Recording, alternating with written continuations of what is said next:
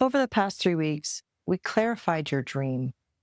We built the pillars of your brand. We got clear on what you're offering, who it's for, and what it's going to look, feel, and sound like. And we also decided how you could best reflect that in your website. This week, we're going to take everything that you've defined over the past 3 weeks and use that blueprint to start building your website out. This is the first lesson of your launch project. And this week, we're going to get really specific about the actual framework of your business. And we're going to clarify exactly what services or products you're going to offer and how you're going to structure those on your website. So let's focus on starting small and starting the right business. And if you've got a few different products or services that you're considering offering, and you're thinking like, I want to start with this, but I might also add that. Maybe like there's this other thing I could sneak in there.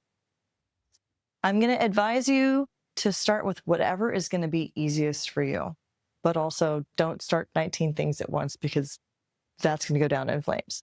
So let's focus on starting something small and simple, and then perfect that offering, learn from that initial experience, and take what you've learned from that equation to apply it to everything else that you're going to design for yourself in the future. So some questions that you're going to want to ask yourself to build the framework of your business are, what would be the easiest product or service for me to start with? If you want to start with a few products or services, how are you going to offer them? What will the structure be? How are you going to organize that on your website? How are you going to categorize them? So for example, let's say you're a photographer and you want to offer headshots and also like profile photos for dating apps, which is a thing. So how are you going to lay those services out? Are you going to package them together? Are you going to offer them separately? Is there going to be a price breakdown? How are you going to organize your navigation bar? What tabs do you need to have within that? How does your audience need to interact with your website? That's a really important thing to think about. What functions does it need to have? Do they need to fill out a form? Do they want to be able to search for something? Are they going to need to select filters for products or services? Do you need drop-down menus or a blog or a gallery? Basically, you want to think about what information is your prospective customer looking for, and how can you design your website so that it can best help them find that information? So let's also think about, what web hosting platform are you going to use? Is it going to be Shopify or Kajabi or Squarespace? And again, I would advise you to think about what everyone else in your industry is using. Next up, what's your domain name going to be? And are there any competing domain names that are similar to yours? What's the pricing going to be? If you're offering services, what are your rates going to be? If you're offering products, how do you want to price those? Do you want to offer bundles? How much is shipping? How much is delivery, etc.? Okay. So based upon your competitive analysis, what price range, business framework, and website layout feels right to you? A note here, if you feel hesitant to charge as much as your established competitors, it's okay to start with a beginner's rate, but it's really important that you value your time and energy. And you need to make sure that you're not giving away too much of your time and talent, and that price should change as you gain experience. For example, let's say you're an event designer and you're starting to get some gigs, but you don't have a ton of experience to sell yourself with, and you don't have a client list, and you're still working on your website.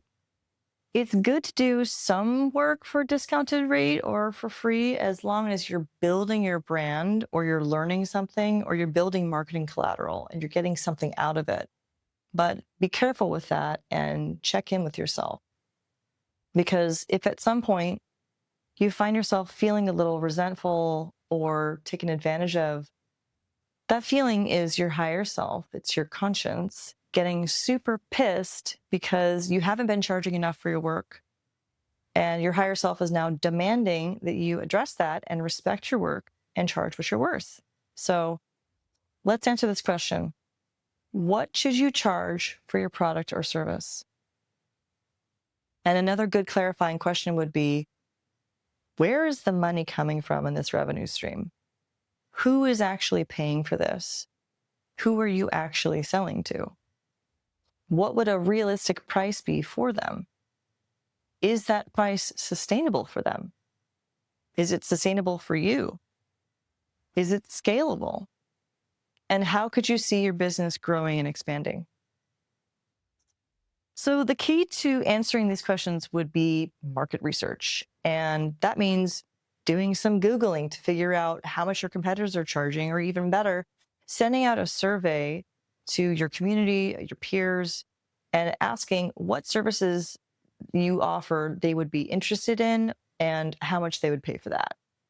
You can do this by creating a really simple Google form and sending it to a group of peers who you trust would actually give you honest feedback. And you can give them an opportunity to tell you what they want, tell you what they need. You can keep that form kind of open and not just yes or no questions. And you also want to make sure that you're not just asking your mom and your best friend, but, source a good group of people and try to keep it concise and compact. But just get that information so you can figure out what your prices should be.